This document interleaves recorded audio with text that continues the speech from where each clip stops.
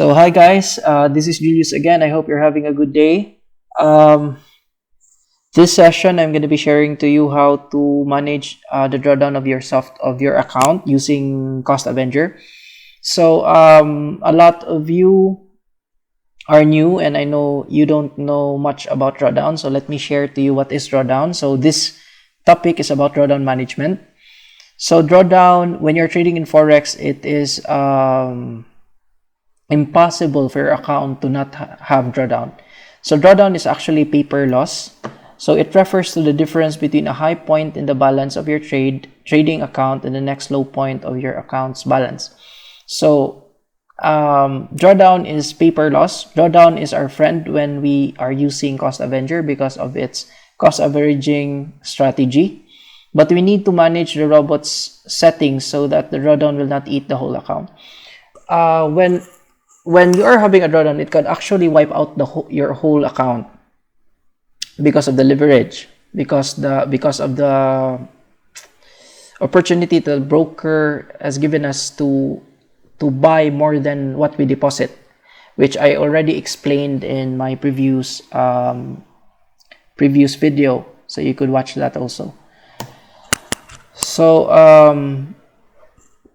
this is drawdown. I think it's better if you see it at in your MT4 account so that you'll be able to identify it.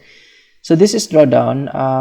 You could see it at the upper left of your MT4 account. If you open your MT4 account using your cell phone, you will see it at the upper left. So for this case, this is a 5K USD account. The drawdown is negative $228.59. That's around, if you compute it, if you have a balance of 5,169 USD, so 228 divided by 5,169 USD, that's around 4.41% of drawdown. So that is drawdown. So that's the total drawdown that you have in your account. But if you want to compute the individual drawdown, you just need to sum all of the negative orders of a certain pair. For example, AUD JPY, if you look at the screen, if you add all of it, that is the total drawdown of AUD JPY. So let's compute it. The total drawdown of AUD JPY is 0.68 plus 0.96 plus 16.95 plus 11.61 plus 2.2. So that's around 42.4 USD for AUD JPY drawdown. It means that you are selling, for example, this one, you're selling, but the market is going up.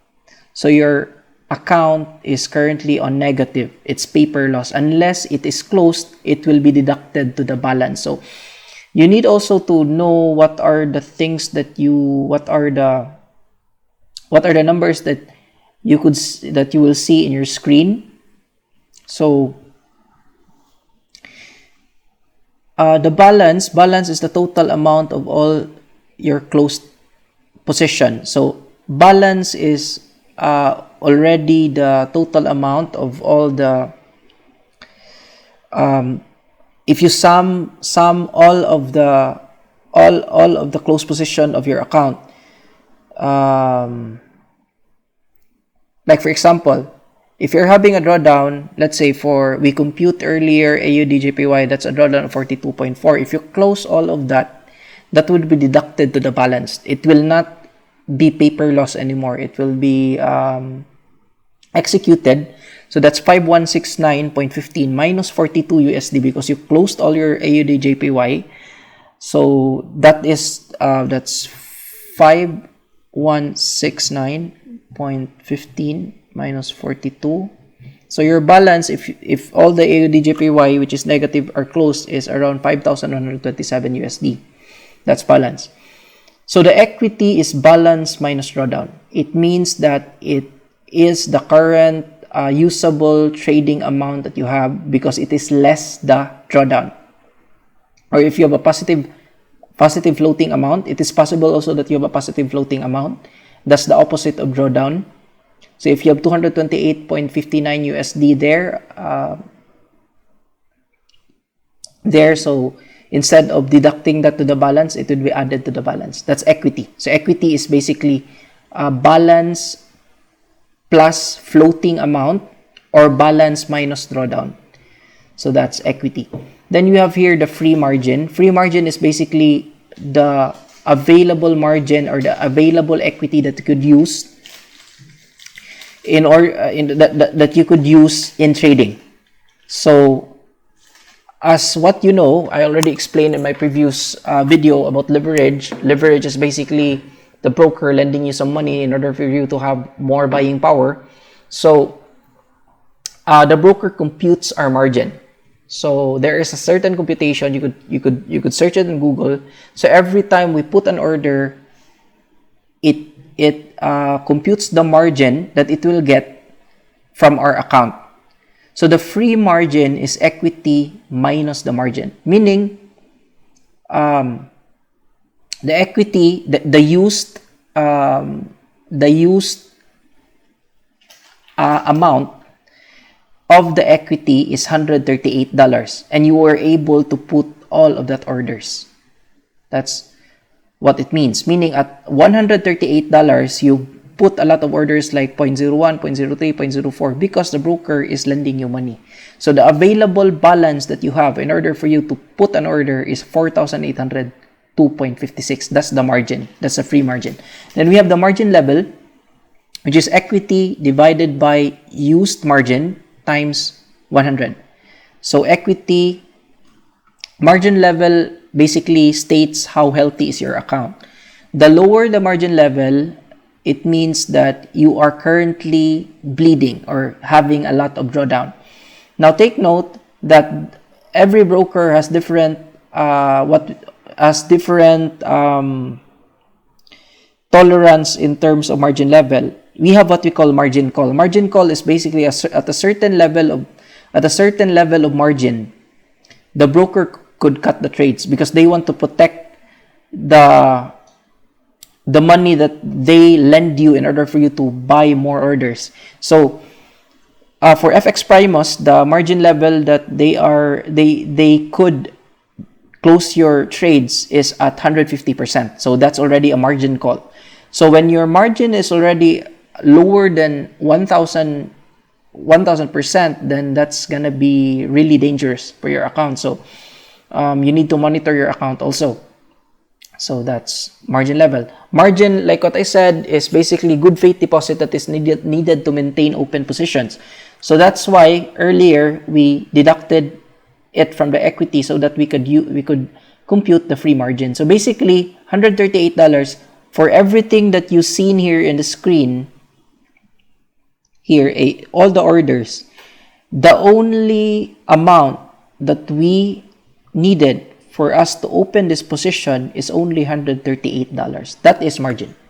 So how do you compute the margin? It's based from leverage. It's based on the contract that you have with the broker. Like if it's a standard account or an ECN account, that's 100,000 points. So 100,000 units. I will not explain the computation. You could Google it, how they compute it, but you don't need really to know regarding the computation because MT4, the MT4 application computes it for you automatically. So you just need to look at your current drawdown if your account is still healthy. You just need also to look at the margin level. Remember, drawdown could eat up all of your balance. So it could go as high as, if for example, this one, the balance is 5,169 USD. Drawdown could reach around negative 5,000 or negative 516, wiping out all of your account. That's why Forex trading is really dangerous. You need to assess if you are, you need to assess if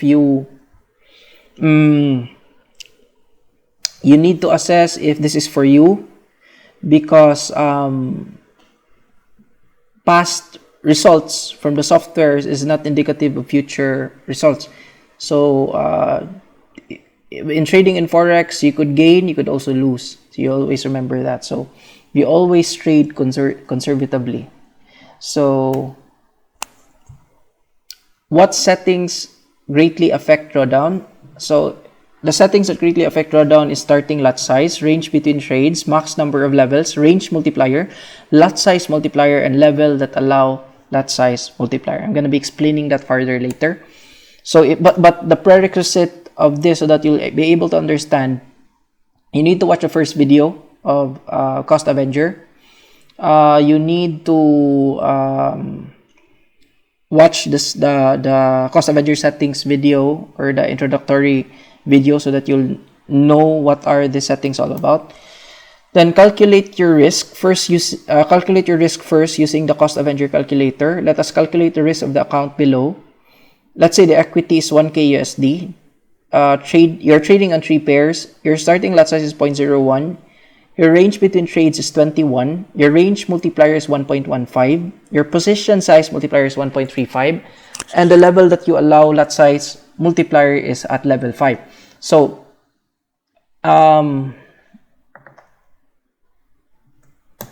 here. So this is the Cost Avenger calculator is available on the link that I provided for you to install the software. So let's say, for example, if let me open the file itself so that you'll be able to know. Let's say you're trading 3 pairs: USD JPY, Euro JPY, and Euro USD, and you're setting your account. Your account balance is 1,000, or your equity is 1,000 USD. So your current pair 3, your broker leverage is 500. Then you set your starting lot size to 0.01. Your range multiplier is 1.15. Your range between trades is 21. Your lot size multiplier is 1.35. And your level that allow lot size multiplier is at level 5. So this is worst case scenario. Let's say all the 3 pairs, every pair is having a drawdown. So if that happens, this is really worst case scenario, but this don't usually happen. So if all 3 pairs is having a drawdown, what will happen? So this will happen. At level 2, your drawdown is negative 6.30, or you are at 0.63% of drawdown. So when will your account be wiped out? At level 10. Nothing will be left from your account if this reach level 10. So let's say you set the max level at 9. If you set the max level at 9, it will stop ordering at the 9th level, but your drawdown is already at 76.05% if your account is 1K USD. So you must consider computing it here. So, but usually when I compute it, I only compute it for 2 pairs because it's really rare for 3 pairs to have a drawdown. So for 2 pairs, if you set the max level to 9, that's around 50.70% at 9 if 2 pairs is having a drawdown.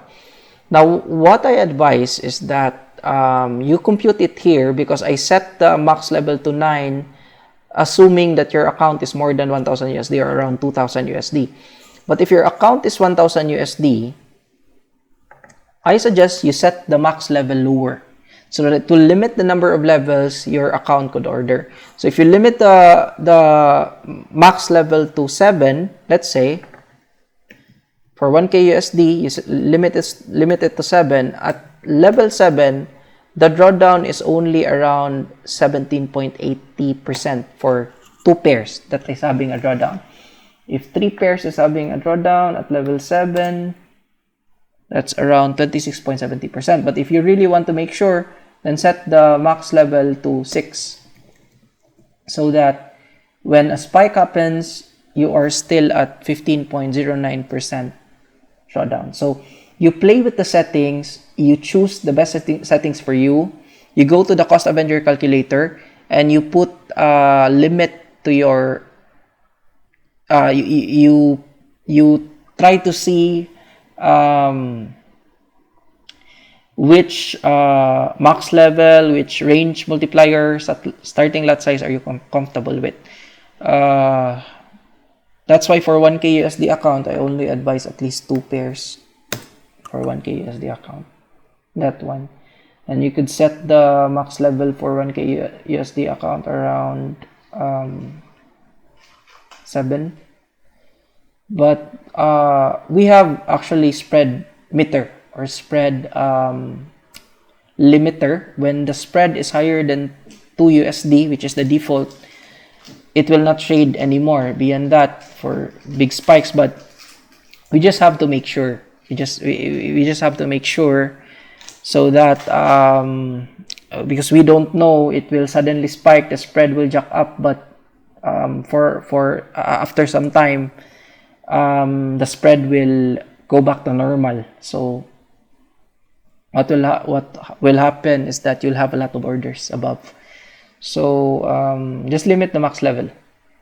And then one thing, I think I didn't mention it also in the slide, the max allowable spread, just set it to default, which is 20. This is 2 pips. Beyond this is really dangerous. So that's for the computation. You compute your risk. So how to control drawdown while you sleep? So although we have the spread meter, but you need also to consider if a sudden spike happens, and yes, the spread will go beyond 2 pips, which we set that the spread will be limited to 2 pips. And if it is beyond 2 pips, the software will not trade. But you've got also to consider that when a sudden spike happens, the price could settle also at where the spike is, and it could normalize the spread back to below 2 pips. Then it could order a lot of orders also after that. So we need to set it, we need to be sure. So for 1K USD account, I suggest you set the max level to 7. So the default is 9. The set files, the default is 9. You could change that to 7 if you want, if you have only 1K USD account. The sudden spikes can wipe out our account if cost Avenger will continue to cost average. So how does it affect the drawdown? So cost Avenger, let's say when the max level is set to 12 compared to the max level is set to 5. Let's say we set the level that the lot size multiplier will be applied to 1, meaning at the first order, the second order, automatic the lot size will be multiplied by the lot size multiplier. So if your account is 3K USD and your starting lot size is 0.03, let's say your lot size multiplier is 1.4, if a sudden spike will happen and your max level is 12 and you're trading let's say with 3 pairs and all pairs are in DD, at level 8 you're already wiped out.